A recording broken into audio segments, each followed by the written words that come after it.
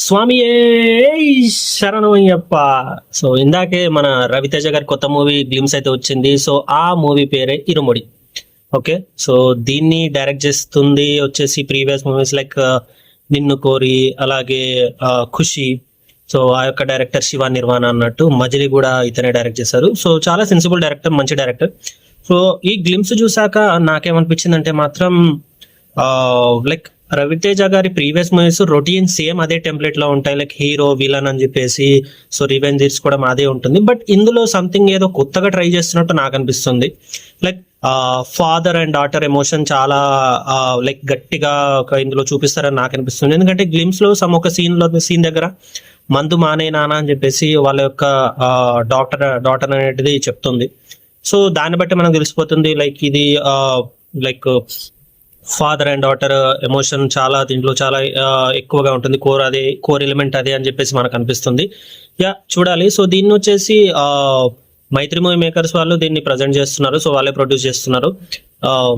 ఈ గ్లిమ్స్ లో వచ్చేసరికి వాళ్ళు ఎగ్జాక్ట్ రిలీజ్ డేట్ అనేది అయితే మెన్షన్ చేయలేదు, బట్ గ్లిమ్స్ అయితే రిలీజ్ చేస్తారు. సో ఇక మందు మానేయడానికి అంటే నేను జస్ట్ ఇదేమో స్టోరీ ఎక్స్ప్లెయిన్ చేయట్లేదు, బట్ ఆ యొక్క గ్లిమ్స్ చూసిన తర్వాత నాకు అనిపించేది ఏంటంటే ఆ యొక్క మందు మానేయడానికి స్వామి మాల అనేది వాళ్ళ కూతురి కోరిక మేరకు maybe వేసుకుంటారేమో.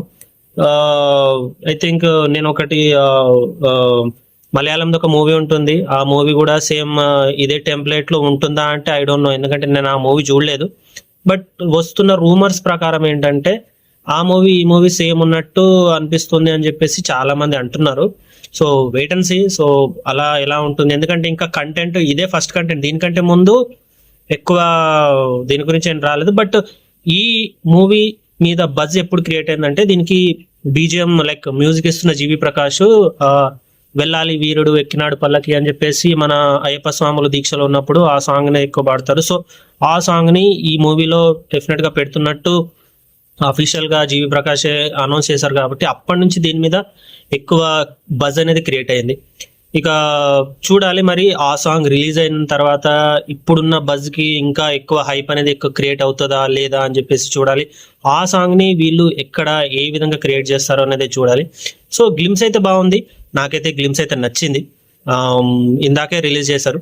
If in case glimpse ఒకవేళ మీరు చూడలేదంటే మాత్రం డెఫినెట్ గా చూడండి.